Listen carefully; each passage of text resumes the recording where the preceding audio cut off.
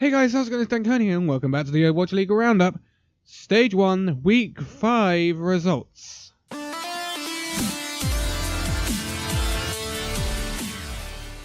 So, that's it. It's over. Stage 1, its regular part anyway, is over. We know who are going to be competing in this playoffs next week. But there's some things I want to run through before we get through to those games. So, two things have happened. One, the LA Valiant released a statement earlier this week concerning their coaching lineup. They have let go of head coach Moon, and he will no longer be with them going into stage 2. They're going to have assistant coach Packing 10 as an interim coach until they find a replacement.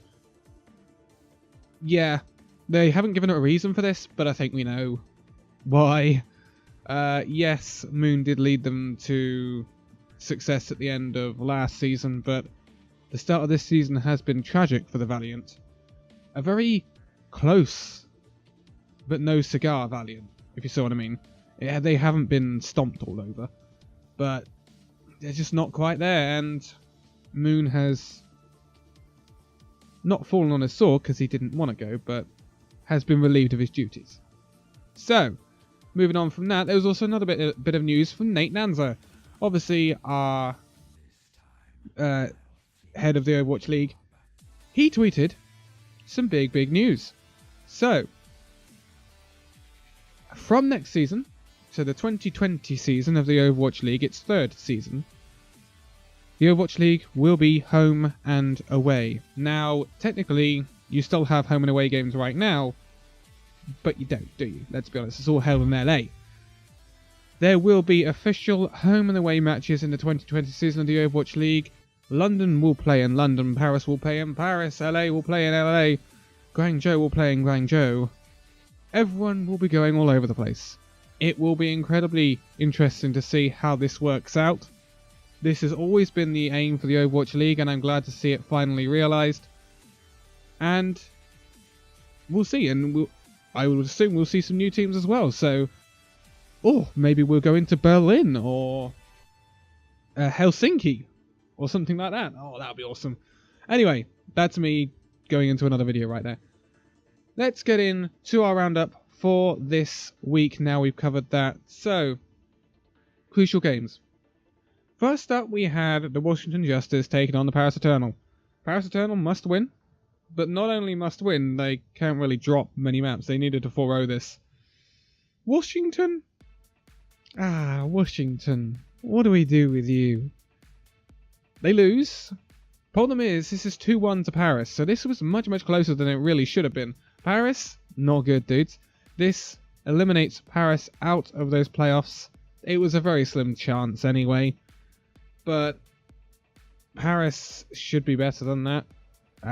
Their weakness on Zarya is showing a heck of a lot this stage. This is what has cost Paris playoffs, in my opinion, is their weakness on Zarya.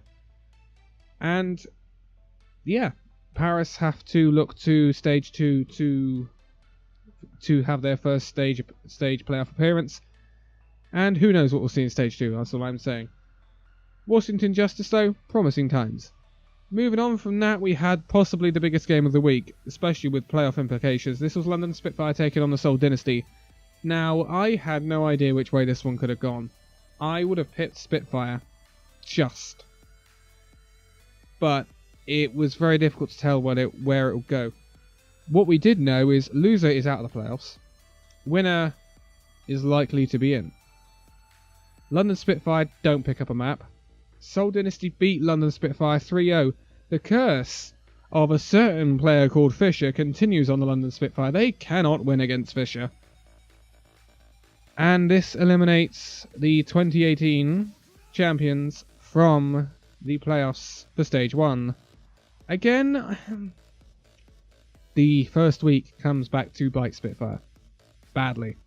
If we'd seen the Spitfire from week 4 and week 3 in week 1, then, not necessarily week 4, week 2 and week 3 in week 1, then I think they beat Paris at least, even if they don't beat Fusion.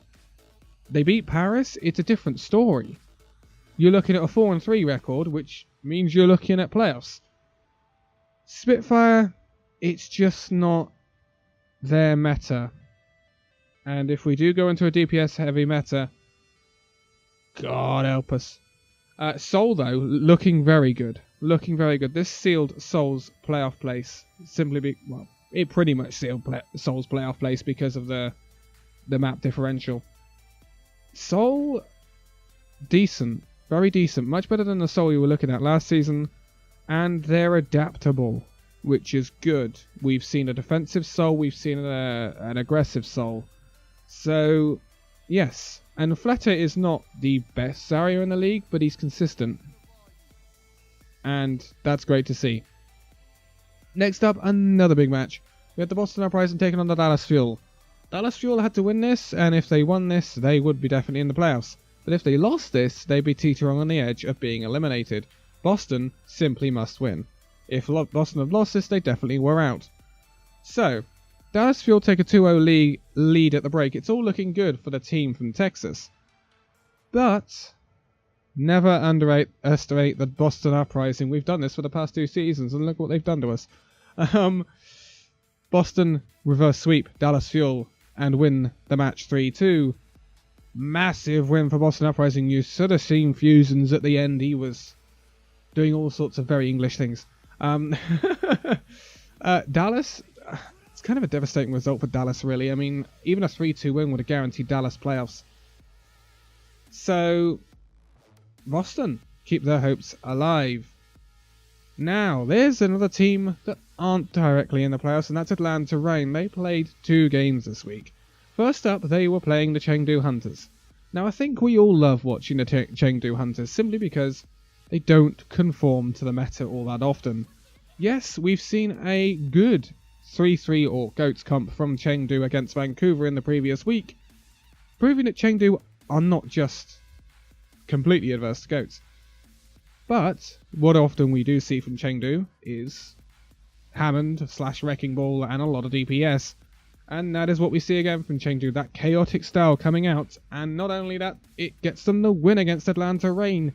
Atlanta Reign have been on a really good run recently as well. 3-2. So it's not a wipe. A sweep for a Chengdu would have been insane and would have caused a lot of problems for Atlanta.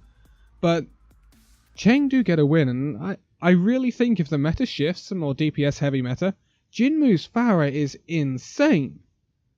So if we move to a DPS heavy meta, Chengdu could be really a team to be feared. And I would expect them to be in the playoffs if we were in a DPS meta. And if we were in a Wrecking Ball meta, then it's all smiles for a moment. But, very good. Chengdu have improved greatly over this stage 1, and not just relying on GOATS is fantastic, because yes, GOATS will still be around in stage 2, I'm sure, but we're not expecting it to be as prolific. So the diversity shown by Chengdu could really pay dividends in stage 2 for them. Next up, we have the Philadelphia Fusion taking on the Paris Eternal. Paris Eternal at this point were already eliminated. Philadelphia Fusion just needed to win to guarantee their playoff place, and that they do. I don't think we really expected Paris, after their failings in the previous 2 weeks, to do too much to Fusion. Fusion win this 3-1, guarantee themselves a playoff place, and at this point we are looking at 2 places remaining on our scores. So, because of the Boston result and the Atlanta result, San Francisco and Seoul at this point were definitely qualified. So at this point in time, you were looking at New York Excelsior, Vancouver Titans, Toronto Defiant, Philadelphia Fusion, San Francisco Shock, and the Seoul Dynasty in the playoffs. 2 places remaining, and they were going to be fought out by 5 teams. Oh, super interesting. We move into the last 3 fixtures for the stage, or the regular part of the stage anyway. And the first one of these was a bit of a... I don't say dead rubber, because it's not, because we're in stage 1, but we still have overall standings. But this was the Washington Justice taking on the Florida Mayhem. Neither of these teams had a chance of getting to the playoffs. But one thing Washington did have on the line is a stage with no wins. If they could beat the Florida Mayhem, then they'd have a 1-6 record. If they didn't, they'd be 0-7 and down with the Valiant. So, and also this is more of like Washington's best chance of getting a win because they haven't been up to par with the rest of the teams in the league. But to be quite honest, neither are Florida. So, Florida Mayhem, what do we do here? Washington Justice win this 3-2. They get a win on the board, so the only winless team this stage is the LA Valiant. But a bigger note here is that we actually now don't have a franchise in the league that hasn't won a game. Because obviously last year Valiant won a lot of games. Don't know whether you missed it or not.